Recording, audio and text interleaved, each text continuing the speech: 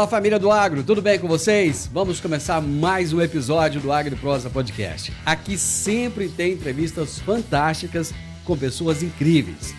Temos também o canal Agro e Prosa no YouTube. Que tal dar uma passadinha por lá e assistir as entrevistas que você ouve por aqui? E se você achar que vale a pena, vai lá, se inscreve no canal. O like eu tenho certeza que você vai deixar por lá, né? E se você conhecer alguém que possa se interessar por algum dos assuntos dos vídeos, então compartilha. Simbora então para mais um Agro e Prosa Podcast. Antes de começar a nossa entrevista de hoje, eu vou trazer o recado do nosso patrocinador aqui no Agro e Prosa Podcast. Você está procurando a fazenda dos seus sonhos ou o lugar ideal para expandir os seus negócios no campo? A Rural Urbano Imóveis é a sua melhor escolha em todo o Brasil.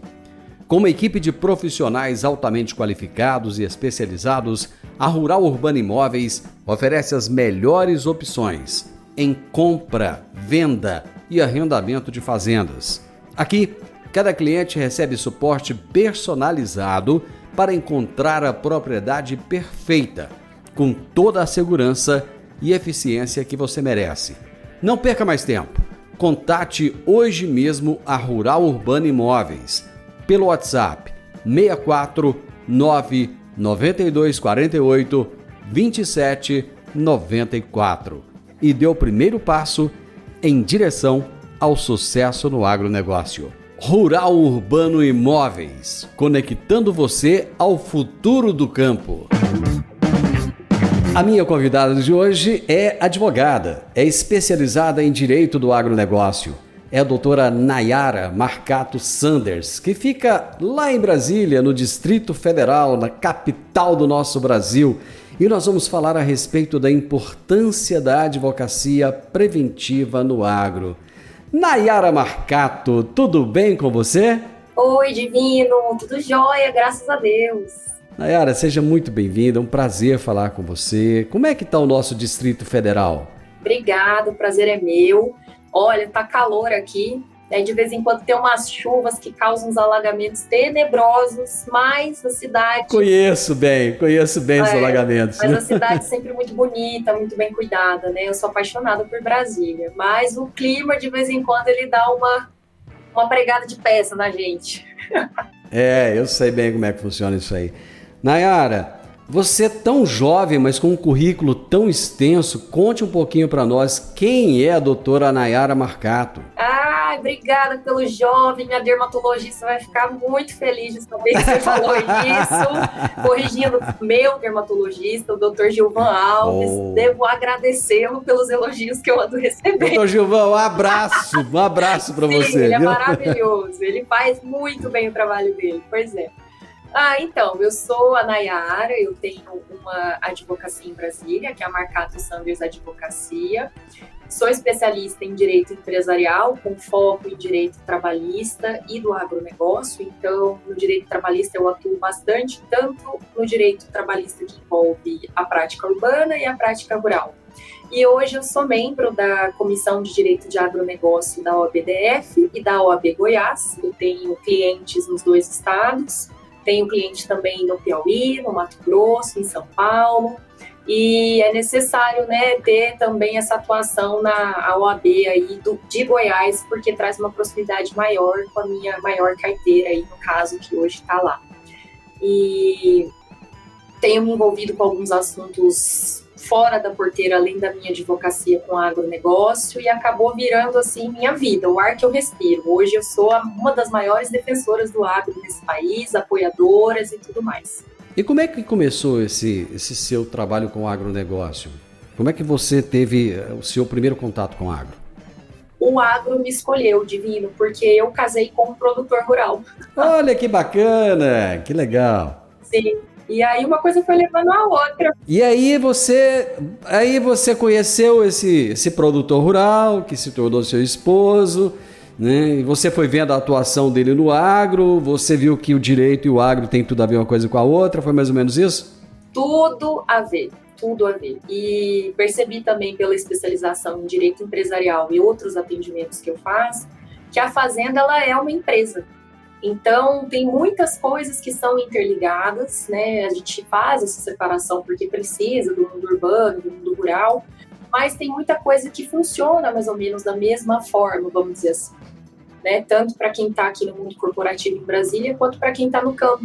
E quando eu comecei a prestar atenção nisso, a questão de gestão, governança, compliance trabalhista, cumprimento da legislação brasileira, né? Trabalhista, ambiental, constitucional, o mesmo cabe para o empresário que eu atendo, que tem grandes empresas, grupos econômicos, e o mesmo cabe para o fazendeiro, para o produtor rural. E eu vejo que eles precisam dessa ajuda, dessa advocacia preventiva, porque não são todos que têm uma estrutura empresarial, porque é uma empresa familiar, né? A pessoa muitas vezes cresceu na roça, é isso que ela sabe fazer, ela não aprendeu outra coisa na vida, ela tem amor por aquilo, só mexe com aquilo e não dá tempo de adquirir maiores conteúdos enquanto você está tocando uma fazenda, porque a parte operacional, ela é muito trabalhosa, né?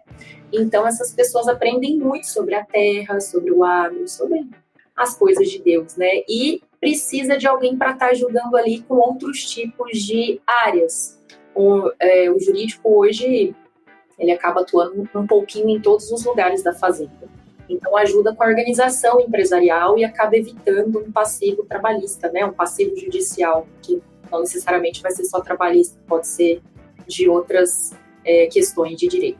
Eu recebo advogados aqui constantemente, do Brasil inteiro, inclusive de Brasília, já recebi alguns e falam dos mais diversos assuntos, mas é a primeira vez que eu vejo advocacia preventiva no agro. E eu gostaria que você falasse o que é essa advocacia. Você já começou a introduzir esse assunto, mas aprofundasse um pouquinho mais o que é advocacia preventiva no agro e qual é a importância dela. Então, olha, eu fico até feliz de você falar que é a primeira vez que está ouvindo. Fico feliz que seja de... Sim. Porque sim. Acredito que muitos colegas de profissão façam esse tipo de advocacia, só não tem a divulgação desse trabalho, né?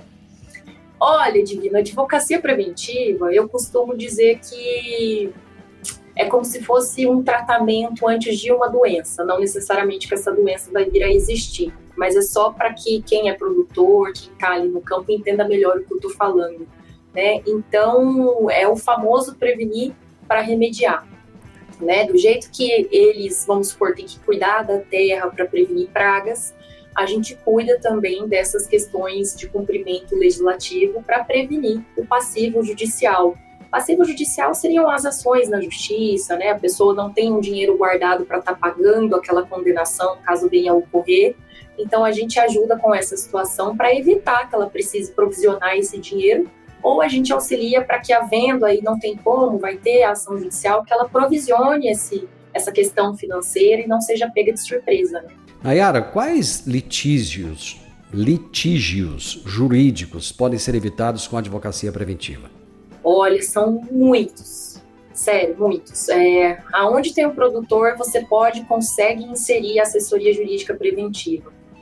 Como são vários segmentos do direito, o produtor rural ele mexe com questões humanas, direito constitucional, direitos trabalhistas, de contrato, problemas ambientais, ESG, a sustentabilidade, o direito ele está inserido em tudo, porque tudo ali, de tudo isso que eu citei, tudo se exige uma lei para estar cumprindo. Então é o que eu chamo de cara crachá, vamos dizer assim, né? O que é que eu tenho que cumprir aqui? E acaba que no direito você tem que documentar. Não basta você fazer o certo, você tem que de alguma forma comprovar que você está fazendo o certo. E como o campo ele fica afastado dos órgãos que fiscalizam essas situações, hoje em dia está até um pouco menos complicado de conseguir deixar o produtor rural de acordo com a legislação que ele tem que seguir, porque a gente está tendo a ajuda do governo em questões de informações, né, poder emitir isso de forma eletrônica. E o advogado tem essa facilidade, nós somos burocratas por natureza, não tem nem como. Então, muitas vezes o produtor rural não sabe nem por onde começar a comprovar, a documentar que ele cumpre essa legislação.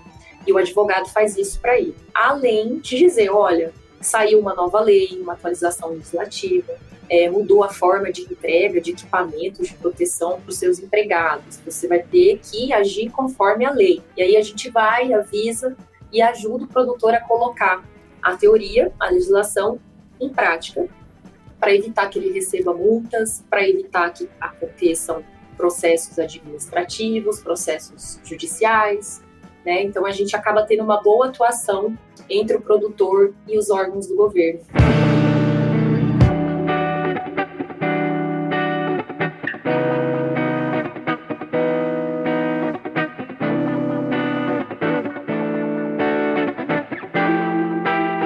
Essa ajuda profissional do advogado é mais requerida dentro da atividade rural? Tem o setor financeiro, tributário, crédito rural, que é muito interessante para o produtor, né? Mas, para mim, dentro da minha realidade, com que realmente eu atuo, o mais comum é a área trabalhista mesmo. Que as questões trabalhistas, elas podem acontecer todos os dias por conta de situações, problemas com a jornada de trabalho excessiva desses trabalhadores, às vezes uma falta de registro de carteira, não cumprimento de direitos básicos dos trabalhadores rurais. E isso não acontece por maldade, isso acontece porque o produtor ele não estudou direito, ele não tem acesso diário e específico a essa legislação para ele saber que ali dentro um determinado trabalhador tem que agir de determinada forma para que todo mundo esteja ali cumprindo a lei, né? Então, para mim, a minha maior atuação na advocacia preventiva é com relação à orientação trabalhista, para eles saberem como agir cumprindo as normas trabalhistas, implementar práticas corretas de saúde e segurança dentro da fazenda deles, mantendo a documentação adequada e evitando, né, mais uma vez, como eu falei, multas aí de órgãos administrativos e os processos judiciais. Você participou de 2 grandes eventos no final do ano passado. Eu gostaria que você falasse para a gente quais foram esses eventos e quais foram as suas contribuições neles. Quem dera, eu mais aprendo do que contribuo, Divino, imagina.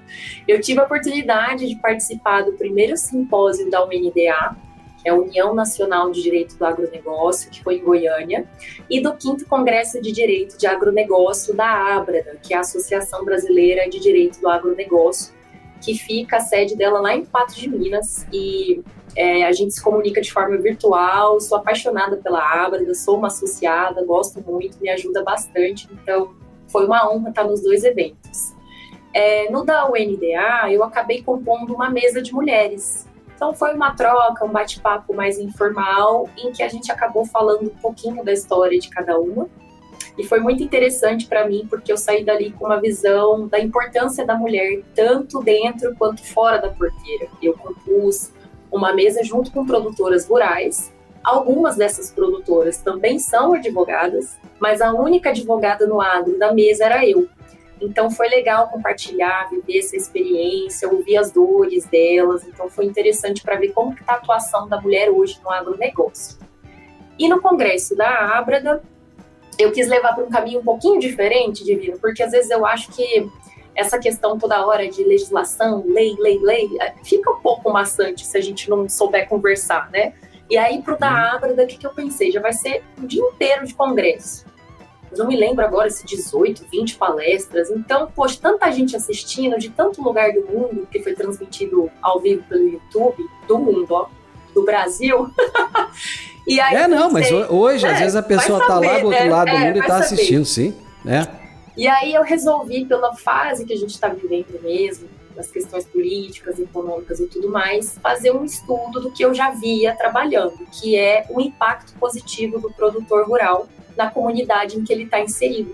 Então, ao invés de falar só de legislação ou de advocacia preventiva, eu resolvi enaltecer os nossos produtores. E eu fiz uma palestra, né, era 20 minutos para cada pessoa, eu fiz uma palestra toda sobre isso, e eu fiquei muito feliz com o resultado que eu obtive. Foram vários elogios, várias pessoas ali vindo me contatar depois para falar assim, obrigado. E isso, para mim, já valeu tudo, porque é incrível como a comunidade, a cidade, o município cresce com o agro ali dentro dele. É tão interessante o que você está dizendo, porque hoje é segunda-feira, na última sexta-feira, eu entrevistei o Ricardo Nicodemos, da Associação Brasileira do Marketing Rural e do Agro, e o Ricardo tocou, os 2 pontos que você falou aí, o Ricardo tocou.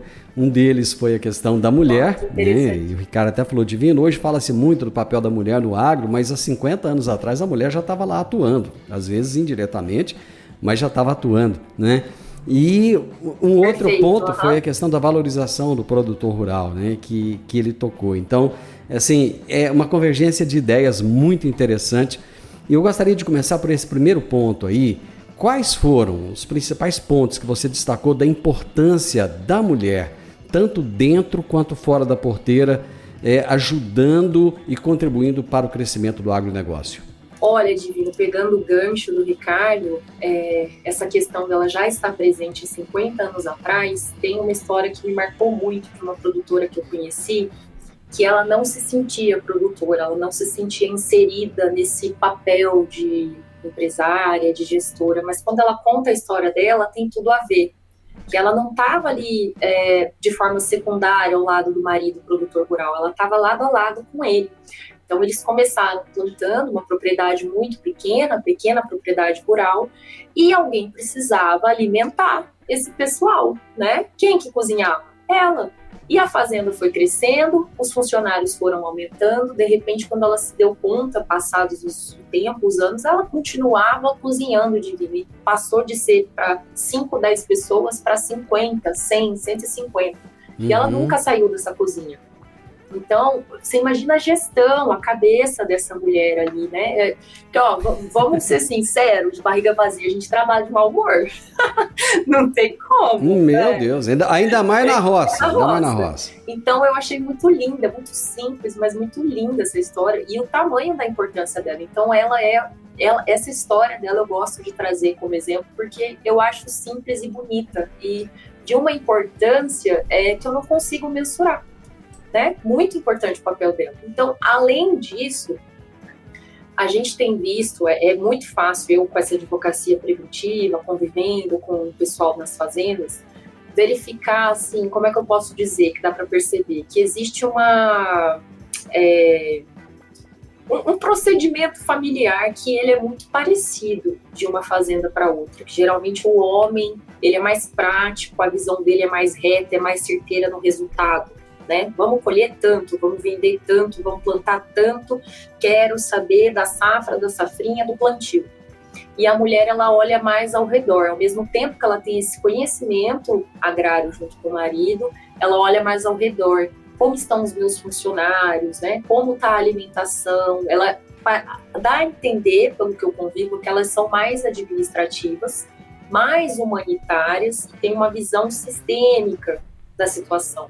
Eu vejo que, apesar de ela não se sentir inserida nessa posição de gestora, muito embora a gente tenha que conviver com a cultura machista, isso é natural mesmo, é um grande desafio, os maridos conversam com elas para tomarem decisão. Rola piada, né? É engraçado, sempre tem, eu não pergunto para ela não, vai que dá errado, mas no fundo, quando o assunto fica sério, eles apoiam, eles admitem, eu já vi produtores rurais admitirem que quando vai dormir, não consegue tomar uma decisão enquanto não conversar com a mulher dele. Então, eu estou falando das gerações mais antigas, né? E eu acho isso muito bonito, sim. Porque tem muito amor, tem muito valor agregado nessas famílias. E o fato das mulheres estarem conseguindo serem vistas agora, na atualidade, os grupos de mulheres, né, que têm sido formados no agroligadas, mulheres de fibra, tem tantos que eu não vou conseguir lembrar todos os nomes agora, mas isso está dando mais visibilidade. E elas compartilhando umas com as outras as suas próprias histórias, não se sentem sozinhas. Isso traz uma força. E essa força não é para vir só para ela de forma interior, porque acaba sendo uma força a mais para o nosso agro. E como ele tem esses impactos positivos na sociedade, eu considero a atuação da mulher no agro uma atuação de negócios, sim, que dá resultado nos negócios, sim. Justamente por conta da forma dela atuar ser diferente da do homem. Junta as duas e fica um resultado mais perfeito ainda, na minha visão, apesar dos desafios. E desafio tem que ser superado. Então, sim, eu mesma, como mulher no agro, na parte de advocacia, passei uma outra situação em que talvez eu não tenha dado tanta credibilidade por ser mulher, mais jovem, do que um senhor que já está atuante no agro, na advocacia há mais tempo do que eu, e acabei competindo o cliente com ele e perdi esse cliente. Mas para mim não é ofensa, não é nada disso, é desafio. O desafio está aqui para ser superado, todo mundo trabalhando com ética certinho e transparência, cada um alcança o seu lugar. Então eu vejo tudo como uma coisa que algo muito bonito mesmo de estar vivendo. Inclusive, Divino, quero ler sobre a participação da mulher no agro nos nossos livros de história. Eu fico esperando por isso, sabia?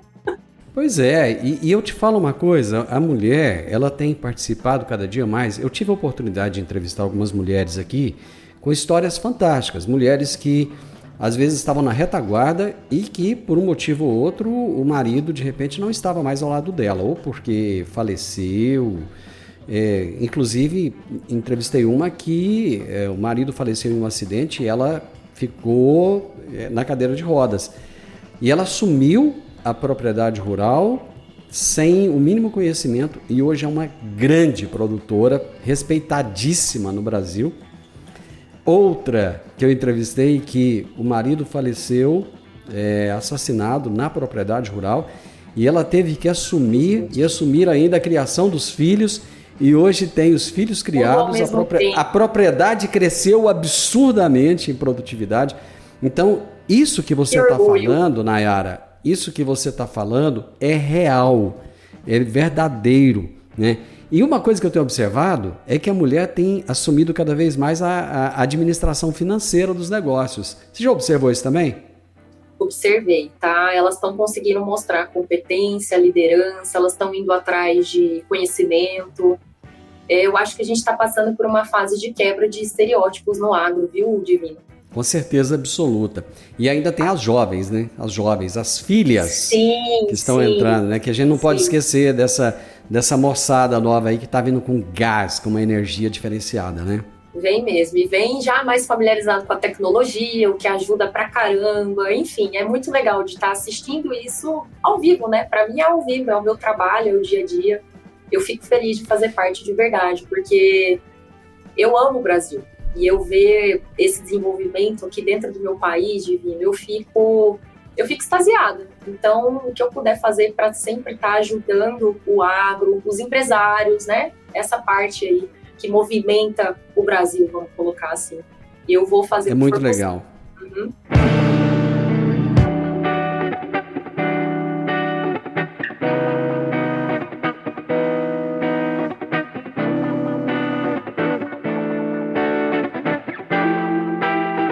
A doutora Nayara Marcato Sanders é advogada lá em Brasília, tem atuação aqui em Goiás, tem atuação no Brasil inteiro. Ela é especializada em direito do agronegócio e está falando conosco a respeito da importância da advocacia preventiva no agro. Você falou dessa relevância do agronegócio nas comunidades, dos produtores rurais, né, que onde e até volto lá no Ricardo, que ele falou muito disso, onde o agro chega o progresso chega, né? As pessoas se Tirou enriquecem. As palavras da minha boca. Sim, sim. Né? É muito legal. Como é que você tem percebido a visão, a percepção da população em relação ao agro nessas comunidades? Olha, meu contato tem sido com cidades do interior, né? Interior do Goiás, interior da Bahia, interior de São Paulo. Divino, todo mundo gosta. A verdade é que ninguém reclama, que todo mundo fica satisfeito, a renda per capita aumenta, e as pessoas que são contratadas para trabalhar na fazenda conseguem, algumas vezes, comprar uma moto, trocar um carro, colocar o filho em uma escola melhor. Dependendo do tamanho da cidade, os filhos acabam estudando no mesmo colégio, então há um querer, um incentivo à educação que vem dos dois lados. Então, eles acabam andando juntos, a comunidade, o produtor rural, tanto no trabalho quanto fora dali, a vida em comunidade mesmo. Só vejo elogios e com a pesquisa que eu fiz, eu só vi desenvolvimento. Então, por exemplo, o agro contribuiu em grande escala em 2023 para a questão do desemprego no Brasil não ser maior. 27% hoje da população ocupada do nosso país vem do agro. E isso acho que as pessoas não falam, não têm noção, porque 27% vir de um único setor é algo absurdo. É invejável, na verdade. Isso é muito bom. Às vezes, quando a gente fala 27, muita gente não entende muito o que é isso, não sabe se é muito, se é pouco. É o seguinte, em cada 4 empregos, 1 está diretamente ligado ao agro, né? Fora os empregos indiretos, né? E eu acho que é essa força que o agro tem, né? tem força mesmo. Desenvolve a infraestrutura do local, desenvolve pequenos negócios, traz maiores adoções de tecnologia, tem transferência de conhecimento, por exemplo, as necessidades dos produtores com instituições de pesquisa, o que eles precisam para melhorar plantio, colheita, dias de campo que agregam muito, investimentos, construção de escolas. Teve um que me chamou a atenção, que foi sobre o alto índice de escolarização das cidades em que o agro está inserido. Como é que é o nome? Que agora eu esqueci. Não é só... Tem Sorriso no Mato Grosso, que hoje todo mundo fala de Sorriso. Mas uma outra cidade que eu gostei muito de visitar, e fiquei apaixonada por ela, Luiz Eduardo Magalhães, na Bahia. Na Bahia, opa! O índice de escolarização, Divino, dessas cidades, eu fui pesquisar, eles estão entre 94% e 98%. Ou seja, as crianças... Perdão, as crianças e adolescentes... Sabe o que era aquele local ali, aquele lugar daquela cidade? Sabe o que ele era antes do agro chegar ali, Nayara? Eu tive a oportunidade de conhecer. Mas eu não sei o que mais que tinha, porque era... Antes de Luiz Eduardo acontecer, antes do agro chegar naquela região da Bahia, aquilo ali era um deserto. Eu lembro bem, eu morei no Nordeste, eu passava por ali, e vira e mexe eu conto essa história aqui, e era muito comum a gente ver as pessoas andando quilômetros com um pote de água na cabeça, aí você via um carro de boi, e era aquela pobreza. Depois que o agronegócio chegou naquela região, se transformou naquilo que você viu lá, e essa percepção da educação que você teve. Olha que legal. Não tem essa pobreza aí, eu não vi. E é o que eu rodei a cidade toda. Não existe mais, acabou. Não existe. Acabou. O agro mudou a realidade desse povo, né? Mudou. E muda mesmo. É muito interessante de ver. Você está presente aí nas redes sociais? Se alguém quiser saber mais do seu trabalho, te acha? Como é que é? Ai, Divino, é tanto assunto que se deixasse eu ficava mais uns 20 minutos aqui conversando com você. Tem muita coisa boa pra falar, né? Você volta. É o seguinte... Tô presente, Você vai voltar depois, você vai ter a oportunidade de trazer muito mais insights bacanas pra gente. Claro. Vamos conversar um monte de vezes agora no 2024. Você pode ficar tranquila, viu? Claro. Obrigada. Você vai se enjoar de mim, viu? Não tem como não, Divino. Não tem, aqui é água e café pra prosa até quando quiser. Me conta uma coisa, você tem rede social aí que o pessoal possa te seguir? Tenho, eu tô bem ativa no Instagram, @adv de advogada, né? @adv Nayara Marcato S, Nayara com Y, adv Nayara Marcato S. Ok, então já tá marcado aí, o pessoal com certeza vai te seguir, né? Muita gente vai com certeza olhar lá, eu vou te seguir lá.